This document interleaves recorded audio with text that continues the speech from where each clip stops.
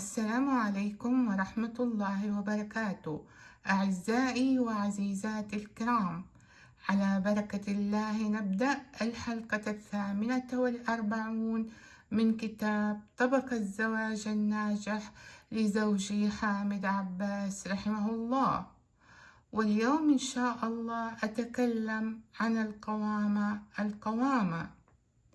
القوامة ليست سيطرة واستبدادا، إنما هي تميز للرجل بصفاته وبما أنفق.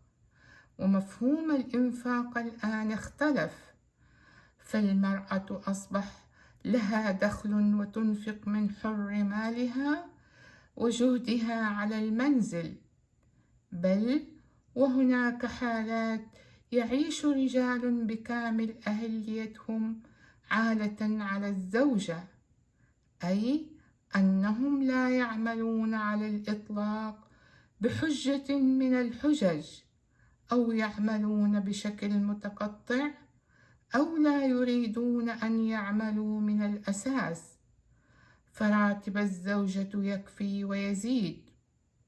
هنا مفهوم القوامة اختلف، خاصة إذا أضفنا عليه تعليم المرأة العالي وعملها في مناصب إدارية قد تفوق زوجها في التعليم والسلم الوظيفي.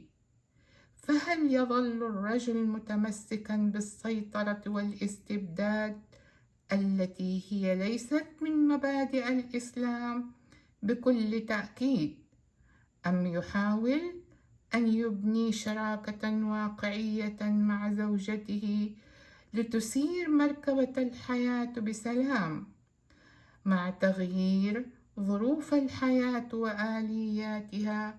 والله الهادي. شكرا لمتابعتكم.